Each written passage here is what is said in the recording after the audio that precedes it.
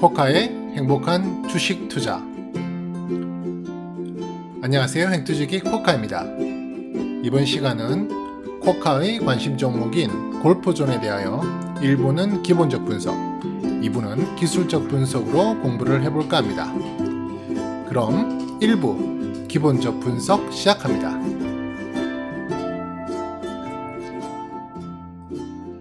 골프를 즐기시는 분이라면 한 번쯤은 그 스크린 골프를 해보셨으리라고 생각을 합니다. 특히 여러가지 여건상 라운딩이 힘든 상황에서 이렇게 가볍게 즐길 수 있죠. 또 최근에는 레슨과 연습에도 많이 활용을 하고 있습니다. 심지어 국내보다 골프가 더욱 대중화되어 있고 라운딩이 용이한 제가 있는 이곳 하와이에도 스크린 골프장이 생기는 것을 보면 스크린 골프만의 매력이 크다는 것을 알 수 있습니다.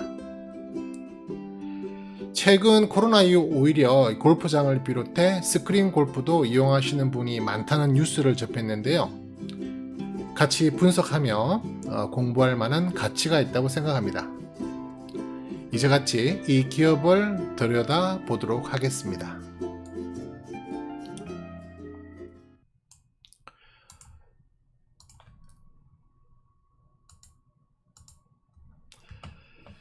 우선 이 회사 골프존의 시가총액 한번 살펴보겠습니다. 이 회사는 시가총액이 약 4,374억 정도 되는 회사고요.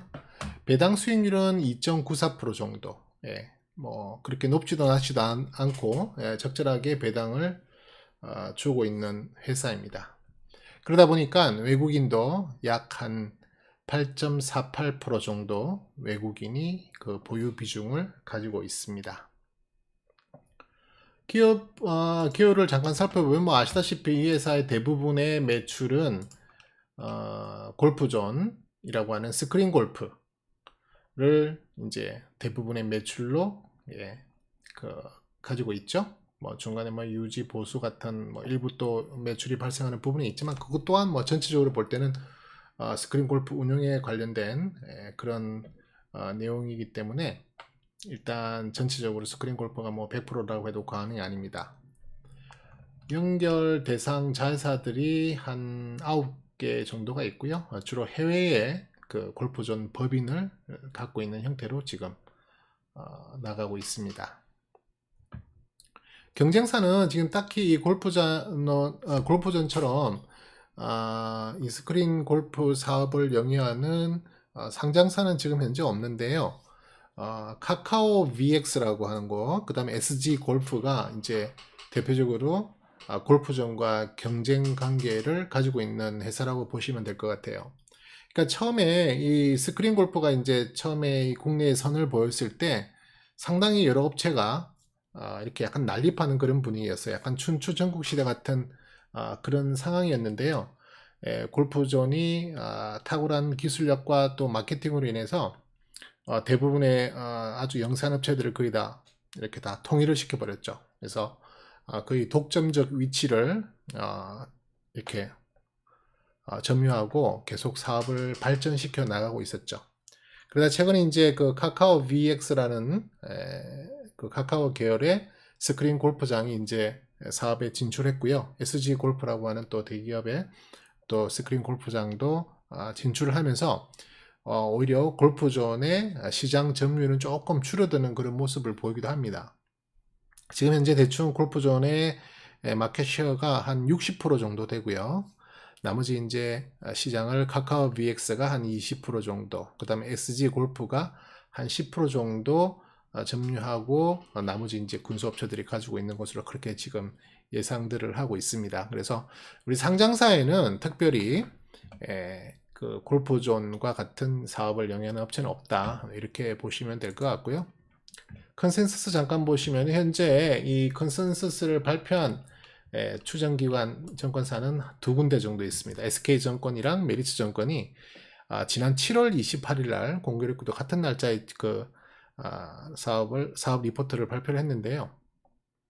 이 기업 리포트의 적정 주가는 평균에서 한 97,000원 정도로 지금 계산이 되어져 나오는데요. 지금 7월 28일 이후부터 적절한 그 리포트가 나오고 있지 않아요. 그래서 약간 시장에서 소외되는 듯한, 예, 왜냐하면 지금 골프존 정도의 어떤 수준이면 또 이 관심거리라면 리포트가 한번 나올 만할 때가 된 것 같은데 지금 리포트가 안 나오고 있죠. 그러다 보니까 조금 주가도 약간 지지부진한 모습, 조금 조정이 길어지는 듯한 느낌을 받는 상황입니다. 그래서 좀 특별하게 뉴스 같은 것을 이렇게 좀 살펴보니까 이 골프존에 관련된 부분에 대한 특별한 뉴스는 좀 안 나오네요. 네, 그만큼 약간 시장에서 관심이 약간 멀어져 있다 이렇게 보실 수도 있고요.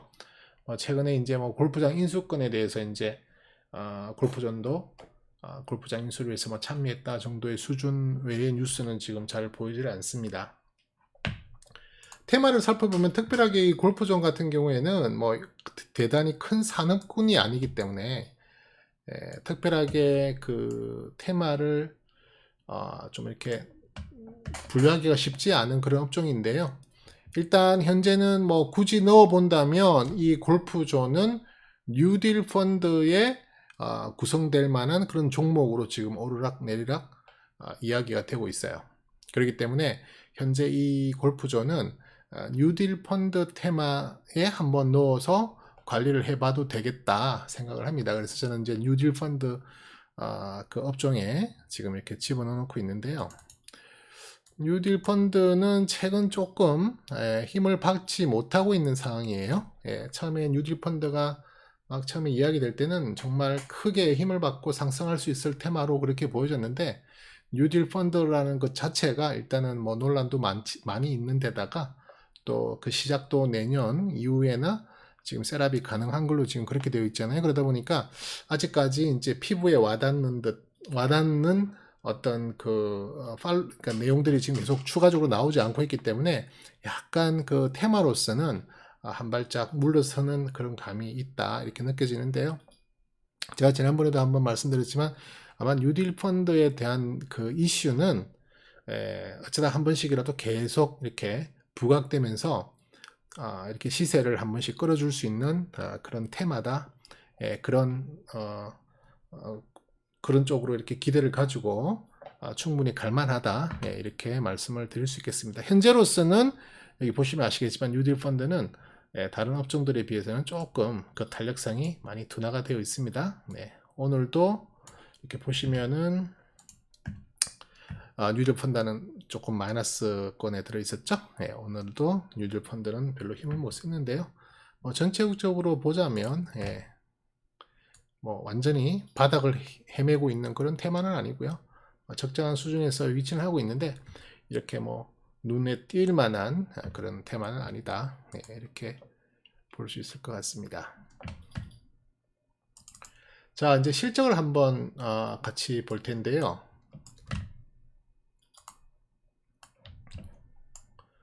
실적은 제가 이제 관리하는 그 데이터를 기준으로 우선 설명을 드리겠습니다.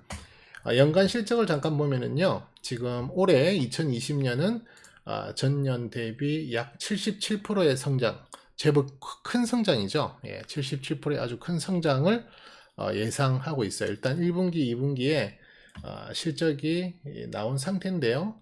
1분기는 전년 동기 대비 한 8% 정도, 또 2분기는 전년 동기 대비 한 29% 정도 성장이 이미 이제 확보가 된 거죠. 이런 확정. 이게 실적이 발표가 되었기 때문에. 근데 곧 있을 이제 3분기, 4분기인데 3분기는 약 한 40% 정도의 실적 전망이 예상되고 있고요.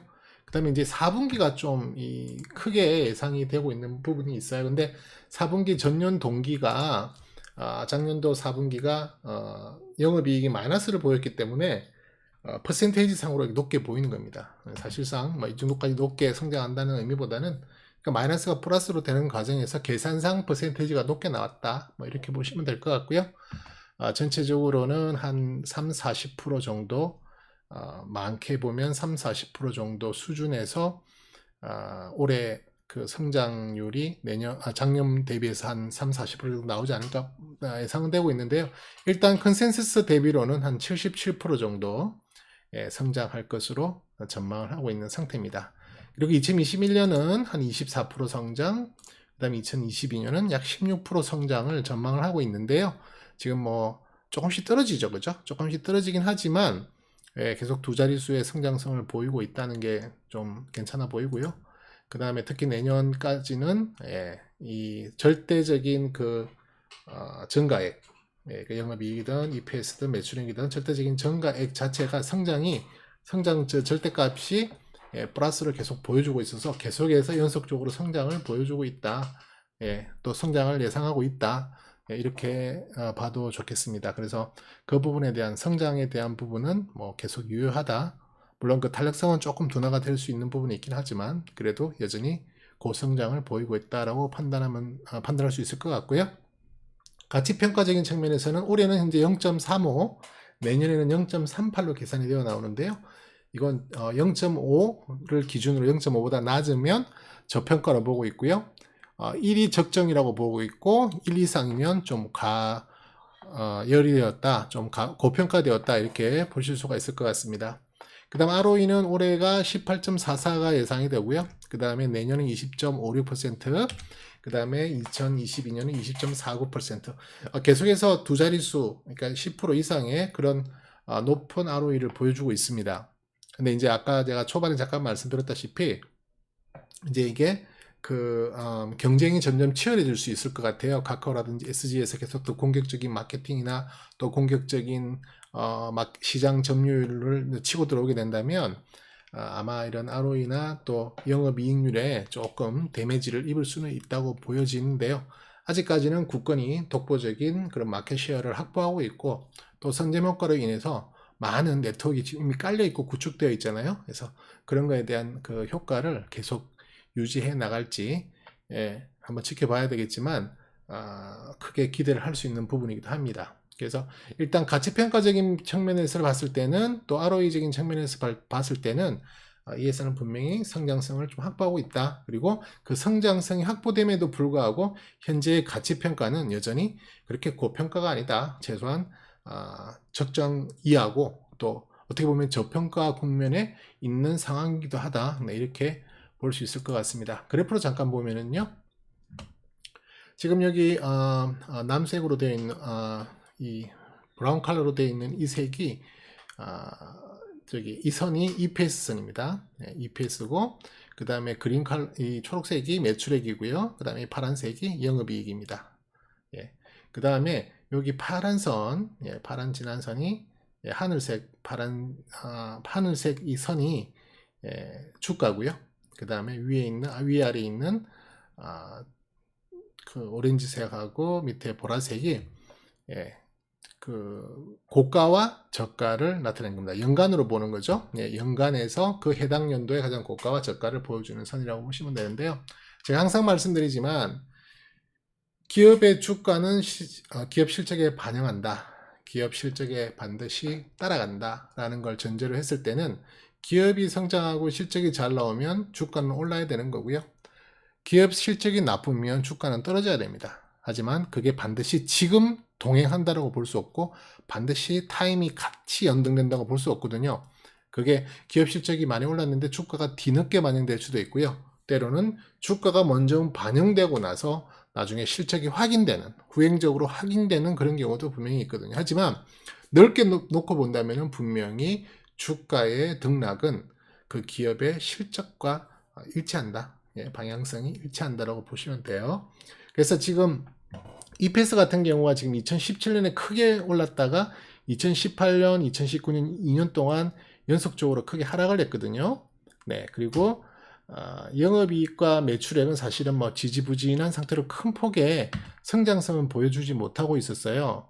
그런데 이제 EPS가 좀 변동이 좀 심한데 이 그래프상에서도 확인이 되지만 아무래도 이렇게 EPS가 등락이 심한 상태에서는 주가도 그와 비슷한 방향으로 흘러가게 돼요. 지금 보시면은 2017년에는 EPS가 많이 상승했잖아요. 물론 매출액과 영업이익이 비슷한 수준으로 유지되고 있다는 전제였습니다. 물론 2017년에는 매출액이 오히려 약간 감소했었고요. 영업이익도 사실은 살짝 감소했었어요. 그죠? 437억에서 375억으로 감소를 했죠. 그러다 보니까 주가가 2017년에 2016년 대비 떨어지는 것은 어떻게 보면 너무 당연한 거였어요. 대신에 EPS가 상당히 많은 폭으로 지금 올라 있었거든요. 그 2017년 당시에. 그러니까 EPS만 바라보면 주가가 내리는 것이 조금 이해가 안 갈 수 있지만 전체적으로 봤을 때 매출액과 그 영업이익이 약간 떨어진 상황이 주가에 좀 반영이 됐던 것 같아요. 그리고 2018년 기록을 보면 2018년에는 그게 오히려 맞다라고 인정하는 것처럼 EPS가 2018년에는 오히려 2016년에 비해서도 더 떨어지는 큰 폭의 하락세를 보였어요. 그러니 이번에는 매출액과 영업이익과 EPS가 다 동시에 떨어지는 그런 한 해를 2018년에 보냈거든요. 그러다 보니까 주가도 같이 떨어지는 어찌 보면 당연한 결과가 나왔던 거죠. 그러다가 2019년에는 이제 매출액도 좀 회복을 하고 영업이익도 일부 회복을 하고 EPS는 물론 계속 더 떨어지는 여파가 있었지만 이 2년 동안의 연속 하락이 약간 반등하는 그런 모습을 보였어요.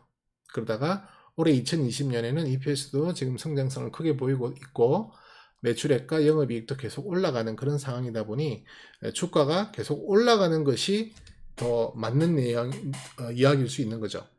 그죠? 그런데 실질적으로 2018년에서 2019년 EPS 떨어진 부분 같은 것들이 주가는 오히려 약간 더 올라갔던 부분, 이런 부분들 때문에 이미 뭐 선반영 됐다라고 보고 덜 올랐다 이렇게도 해석할 수도 있는 거예요. 물론 아직 3개월이 남았기 때문에 2020년의 종가가 정확하게 얼마가 될지는 아직 알 수는 없지만 어쨌든 현재는 실적을 충분히 반영하지 못한다고 볼 수도 있어요. 그리고 2021년, 2022년에 EPS를 비롯한 매출액, 영업이익 모두 다 성장성을 보이는 게 지금 컨센서스로 나와 있기 때문에 이대로만 잘 지켜준다면 주가의 상승은 당연한 거다, 이렇게 볼 수 있습니다. 다만 이런 설명드리지만 이 실적 전망이라고 하는 게 실질적인 해당 연도에 가면 갈수록, 그 다음에 뭐 분기도 마찬가지예요. 분기 실적 전망도 실질적인 그 분기 실적이 발표하는 실적 발표일에 가까우면 가까울수록 일반적으로는 그 컨센서스는 떨어지는 게 맞아요. 보통은 대부분 다 떨어집니다. 떨어지지 않고 올라가거나 그런다면 정말 그에서는 돈을 정말 잘 벌 거다 하는 걸 더 크게 기대할 수 있는 상황이 되겠죠. 그래서 약간씩은 이 실적 전망치에서 조금씩 이렇게 더 빼서 생각하고 있는 것이 오히려 더 좋다라고 볼 수 있는 게 시간이 가면 갈수록 컨센서스는 조금씩 하락하는 경향이 더 크다. 네, 이렇게 보시면 될 것 같습니다. 그런 이제 상황을 놓고 적정 주가를 한번 계산을 해봤는데요. 적정 주가는 현재 2020년 올해는 92,577원 정도 적정 주가로 계산을 하고 있고요. 그 다음에 2021년에는 119,500원, 2022년에는 141,456원을 지금 예상을 하고 있는데요.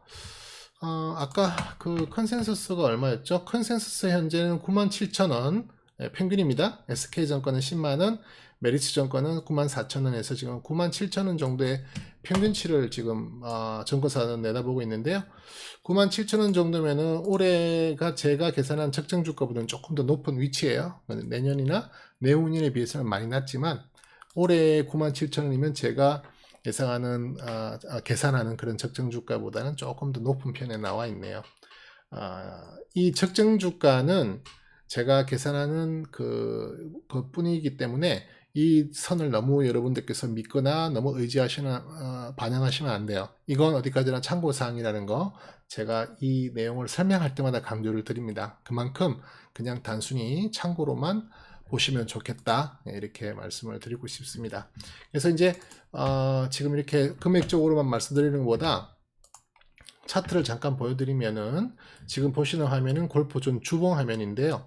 여기에 제가 파란 선으로 그어둔 것이 올해 2020년의 저점 밴드입니다. 이 저점 밴드까지 가격이 떨어지는 것은 이해를 할 수 있어요. 이해를 할 수 있지만 이 저점 밴드 이하로까지 떨어지는 것은 정말 이해할 수 없을 만큼 싸다. 제가 그렇게 설명을 계속 드리고 있죠. 그러니까 그때부터는 정말 말도 안 되는 가격이 되는 거예요. 그래서 그 가격 밑으로 간다면 혹시 정말 그때는 정말 줍줍하는 그런 자세로 접근해도 되겠다. 물론 그때도 지금과 실적 전망이나 또는 실적 발표 만약에 됐다면 지금 전망과 예상을 그대로 잘 반영한다는 전제에서예요. 그렇지 않으면 이 저점 밴드도 더 하락을 하게 되거든요. 그리고 2020년에 적정 주가는 제가 아까 92,577원이라고 그랬잖아요. 자, 여기 초록색 선으로 그어둔 곳인데요. 지금 가격에서 한 30%, 35% 정도의 상승 여력이 있다 이렇게 보긴 하는데요. 지금 이 골프존이 주가가 좀 지지부진하고 있어요. 다른 종목에 비해서. 다른 종목들은 코로나 이후에 계속 큰 반등을 보였고 그 추세를 계속 이어가는 종목들이 상당히 많잖아요. 근데 골프존은 어느 정도 회복하는 정도까지만 하고 거기에서 지금 약간 정체를 보이고 있거든요. 심지어는 아직도 2020년의 올해의 적정 주가까지도 타치를 못하고 있는 상황이에요.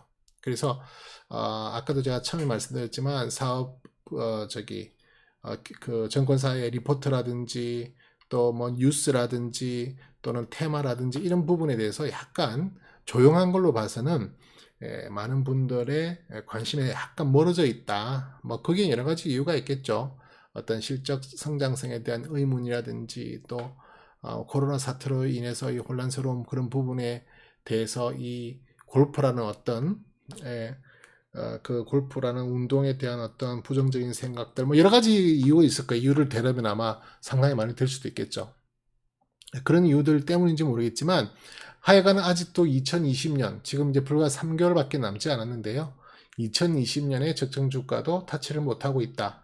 이것 자체가 저한테는 큰 매력입니다. 사실은. 아직도 2020년 지금 다른 종목들 제가 이렇게 설명드릴 때 보면 뭐 2021년 대부분의 케이스가 2021년에 그 성장 전망을 끌고 와서 저희가 이렇게 보잖아요. 근데 뭐 심지어는 2022년에 그 실적 전망까지 끌고 와야만 적정 주가가 막 이게 계산이 되고 또 이 설명이 될 수 있는 부분인데 골프존은 아직 2020년도 지금 이 타치를 못하고 있어요. 적정 주가에 대해서. 그래서 저는 2020년, 2021년, 2022년 계속해서 성장성을 확보한다라고 일단 가정했을 때 그러니까 그 컨센서스를 믿었을 때 지금 가격은 정말 저평가에 있다. 이렇게 볼 수 있을 것 같습니다. 그래서 5만원 구간대, 5만 500원 구간대에 가까워지면 가까워질수록 정말 더 싸지게 되는 거고 정말 싸게 이 골프존이라는 주식을 살 수 있는 기회가 될 것이다. 이렇게 말씀을 드릴 수 있을 것 같습니다. 그 다음에 또 재무제표 잠깐 보시면요. 재무제표에 보시면 현금 흐름표가 있는데요. 캐시플로우가 있는데 이 현금 흐름표를 보시면 대체적으로 그 회사의 그 부실 여부, 그러니까 재정적인 부실 여부를 어느 정도는 보실 수가 있으세요. 근데 이 부분은 파고들면 정말 깊이 있게 파고 들어가야 돼요. 회계사들이나 세무사들이 볼 수 있는 수준의 깊은 재무제표까지 들어간다면 정말 공부를 많이 하셔야만 그 부분에 대한 이해도가 충분히 따라갈 것 같은데요. 저는 뭐 그렇게까지 우리 일반인들이 할 수 있을까라는 생각도 들고 또 한편으로는 그렇게까지 할 이유가 있을까라는 생각도 들어요. 그래서 그냥 간단하게 재무제표를 통해서 이 회사가 크게 문제가 될까? 이 회사가 지금 재정적으로 좀 위험한 상태인가를 어느 정도만 확인해도 대충은 물론 깊이 있게 할 수는 없겠지만 대충은 확인할 수 있는 방법이 여기 재무제표 특히 캐시플로우에 잘 나타나 있습니다. 그래서 이 현금 흐름표를 보시면 이 발음이 되게 어렵네요. 현금 흐름표. 이 캐시플로우를 보시면은 지금 크게 세 가지로 나눠져요. 현금 흐름이 세 가지로 이제 영역을 나눌 수가 있는데요. 첫 번째는 영업 활동으로 나눌 수 있는 방법, 그 다음에 두 번째는 투자 활동으로 나눌 수 있는 방법, 세 번째는 재무 활동으로 나눌 수 있는 이렇게 세 가지로 볼 수 있어요. 그래서 이게 뭐냐면은 아주 간단해요. 이렇게 생각하시면 돼요. 영업활동이라고 하는 것은 말 그대로 영업활동이에요. 이 회사가 골프존이라는 스크린 골프장을 운영하면서 걷어들이는 뭐 이익이라든지 또 비용이라든지 이런 것들에 대한 현금 흐름이에요. 그러면 제대로 된 회사고 돈을 벌고 있는 회사는 영업활동으로 인한 현금 흐름은 어떻게 돼야 돼요? 항상 플러스가 돼야 되겠죠. 그래야 흑자를 보는 거예요. 이 부분이 마이너스로 됐다는 얘기는 이 회사가 가지고 있는 이 회사가 영위하고 있는 영업 활동이 마이너스가 됐다는 거예요. 쉽게 말해서 적자를 봤다는 거예요. 그죠? 그래서 영업 활동으로 인한 현금 흐름은 반드시 플러스가 되어야 좋다. 그래서 2027년, 18년, 19년 이렇게 3년 동안은 이제 데이터가 보여주고 있죠. 804, 이제 이건 아마 억일 겁니다. 804억, 그다음에 329억, 395억. 네. 그렇게 지금 수치가 나오는데 2020년 올해는 1분기, 2분기, 상반기만 441억의 영업 활동을 통한 현금 흐름, 쉽게 말해서 441억을 현금으로 확보했다 이렇게 보시면 돼요. 간단하게. 물론 정확한 표현은 아닙니다. 그거 왜냐하면 그 영업 활동으로 인한 현금 흐름 안에 보면 여러 가지의 가산해야 될 부분 또 감해야 될 부분들이 있기 때문에 플러스 마이너스 되는 요소들이 많이 있는데 어쨌든 441이라는 그 플러스, 그러니까 플러스 숫자를 냈다는 건 이 회사가 영업 활동으로 인해서 돈을 벌었다 이렇게 그냥 간단하게 이해하시면 될 것 같고요.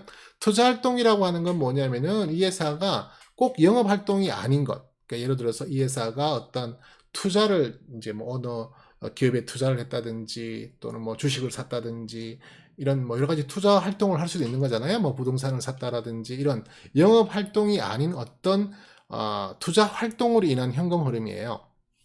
이 투자 활동이라고 하는 현금 흐름은 뭐냐면은 이 골프존이라는 회사가 현금이, 그러니까 돈이 나가는 활동을 하는 것이 투자 활동이에요. 말 그대로 투자니까요.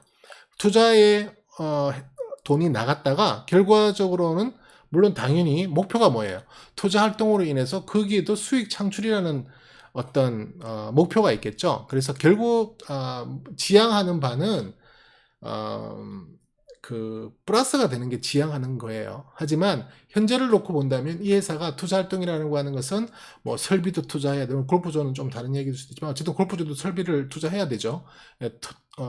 뭐 설비를 투자한다든지 기타 무형의 어떤 활동에 또 투자도 해야 되고 로열티 뭐 이런 것들을 위해서 여러 가지 활동에 대한 투자 활동에 대한 현금 흐름이 이렇게 지출이 되는 게 많으면 많을수록 오히려 회사는 제대로 된 영업 활동을 위한 어떤 투자 활동을 이어나가고 있다. 그러니까 쉽게 말해서 영업 활동은 아니지만 영업 활동에 나중에 보탬이 되기 위한 투자 활동을 하고 있다. 이렇게 봐야 되기 때문에 이 부분에 대한 투자 활동에 대한 현금 흐름은 마이너스가 되면 될수록 사실은 더 좋아요.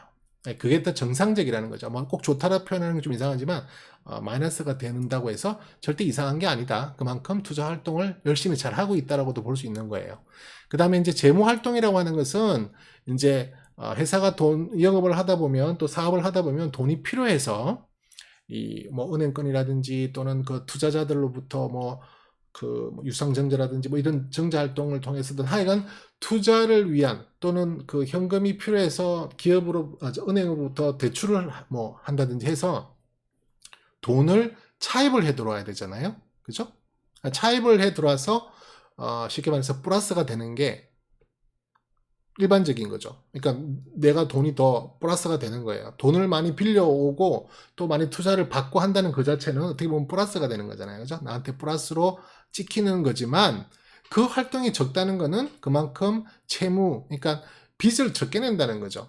돈을 덜 빌린다는 거고 또 투자자들로부터 돈을 덜 가져온다는 거고 하기 때문에 이것 또한 마이너스가 되면 좋다. 뭐 좋다기보다는 마이너스가 돼도 문제가 없다. 마이너스로 돼도 좋게 본다. 이렇게 해석을 할 수 있거든요. 그래서 이렇게 생각하시면 돼요. 간단하게 영업 활동은 플러스가 되면 될수록 투자 활동과 재무 활동은 마이너스가 돼도 상관없어. 이렇게 생각하시면 돼요.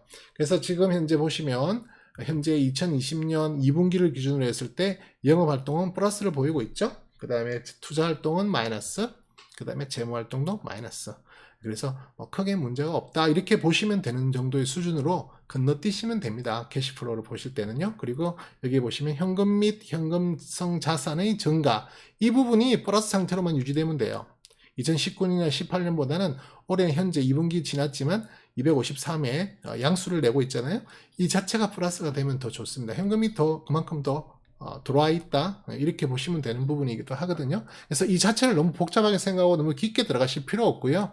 그냥 이 정도 선에서 영업활동은 플러스, 투자활동과 재무활동은 마이너스 정도면은 일반적이다 이렇게 하셔도 됩니다. 그렇다고 해서 뭐 투자활동이 마이너스가 아니고 플러스가 됐다든지 재무활동이 마이너스가 아니고 플러스가 됐다고 해서 이 회사는 정말 큰일 났어? 아니요, 그렇진 않아요. 그 부분에 대해서 더 깊게 또 들어가서 확인해야 될 부분이 있지만 제가 지금 말씀드리는 거는 그냥 간단하게 봤을 때 그렇다. 그 정도만 짚고 넘어가도 크게 이상하지 않다. 뭐 좀 이상한 냄새가 나더라도 여기서 걸러질 수가 있어요. 영업 활동이 너무 마이너스가 심하다든지 또는 재무 활동이 너무 플러스가 크다든지 이런 것들은 사실 좋은 게 아니니까 그 정도만 점검하고 넘어가시면 될 것 같고요.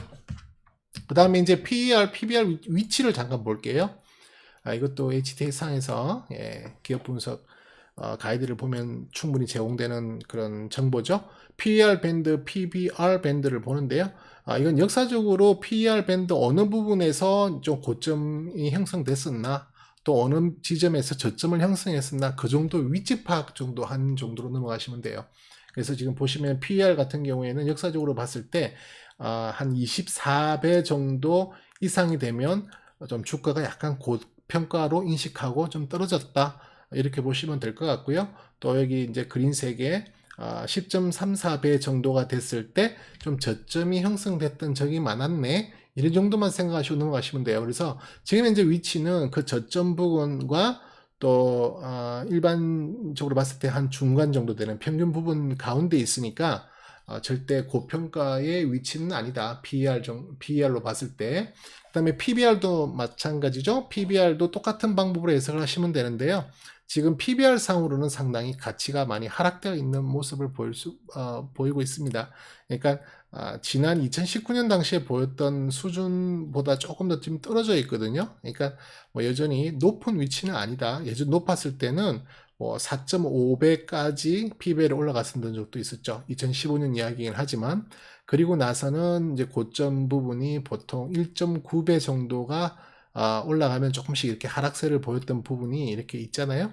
그래서 그 정도의 그냥 아이디어만 보시면 좋겠다라고 생각하시면 되고요. 그 다음에 이제 연간으로 놓고 영업이익률을 보면요. 지금 18% 올해, 그 다음에 내년에 21%, 내후년에 23%까지 보고 있어요. 영업이익률은 최소한 10% 이상, 물론 업종에 따라 조금씩 다르긴 하지만 10% 이상이 확보되는 것이 상당히 중요해요. 그래서 지금 이 회사 영업이익률은 지금 올라가고는 있는데 이제 그 경쟁 업체들이 자꾸만 더 강력하게 경쟁 구도를 만들어 나가면 아마 이 영업이익률이 조금씩 더 늘어나기가 힘들어질 거예요. 네, 그렇지만 어쨌든 지금 현재로서는 전망치가 상승 중에 있고 그것도 두 자릿수의 높은 뭐 23%대까지도 지금 보고 있기 때문에 이 기업에 대한 성장 전망은 계속 좋게 보고 있고 쉽게 말해서 돈을 많이 남긴다는 거예요. 남길 수 있는 그런 기술력이 확보되어 있고 또 그런 시장 점유율이 확보되어 있다. 이렇게 보시면 될 것 같고요. 그 다음에 부채 비율은 뭐 55% 정도 지금 나오고 있는데 55, 45, 38 조금씩 떨어지고 있죠. 뭐 보통 일반적으로 부채 비율은 100이 넘지 않으면 뭐 100이 좀 넘더라도 뭐 크게 문제를 삼지 않아요. 100 정도 뭐 그 정도 왔다 갔다 하면 괜찮은데요. 지금 부채 비율은 그보다 훨씬 못한 50 정도를 유지하고 있고 심지어는 더 떨어지는 모습을 보이고 있기 때문에 상당히 회사의 재무 상태도 양호하다 이렇게 보시면 될 것 같고요. 그 다음에 지금 유보율 같은 경우도 물론 아직 올해 전망은 안 나왔죠. 하지만 그 작년까지의 실적을 바탕으로 봤을 때는 뭐 6,200% 정도까지 그 유보율이 높은 상태로 회사가 계속 그 유보금을 많이 이렇게 축적해 놓고 있는 상황이기 때문에 일단 재정 안정성에 대해서는 크게 무리될 게 없다. 그렇게 위험하게 보이지 않는다라고 해석을 하면 좋을 것 같습니다. 그래서 일단 전체적으로 총평을 하자면은 이 골프존이라고 해서 한 회사는 아직 2020년에 적정 주가까지도 가지 못한 약간의 저평가 국면에 있다. 그리고 시장에서 약간 관심이 좀 떨어져 있다. 뭐 거래량이라든지 거래 대금이라든지 이런 것을 봐도 좀 그런 부분이 포착되거든요. 그래서 지금 현재는 조금 관심 밖에 있는 그런 영역에 있지만 이 회사가 이제 3분기 실적이 지금 어떻게 나오느냐가 되게 초미의 관심사가 될 수 있어요. 이런 경우에는.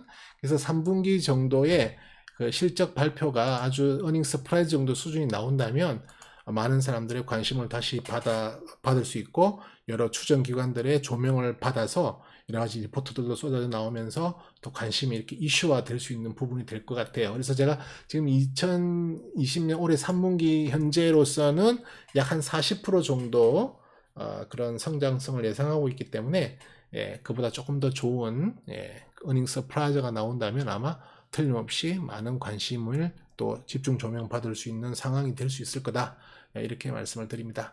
그래서 제가 이제 2부에 기술적 분석을 준비해서 영상을 올려드릴 건데요. 그때는 조금 더 디테일하게 어떤 식의 매매 전략을 한번 구사해 볼까, 또 어떤 포인트가 매수 타점일지 또 매도 타점일지를 한번 같이 살펴볼 수 있는 2부 기술적 분석도 많이 기대해 주시고요. 항상 말씀드리는 거, 제가 아직도 구독 안 하신 분들을 구독 꼭 하셔서 제가 어떤 영상 올릴 때마다 또 이 알람이 갈 수 있도록 또 알람 설정도 해주시고요. 또 좋아요 버튼 많이 눌러주셔서 제가 계속 열심히 힘받고 여러분들께 이런 제가 분석한 정보들을 같이 공유할 수 있는 것으로 계속 갈 수 있도록 많이 도와주셨으면 감사하겠습니다. 지금까지 코카였습니다.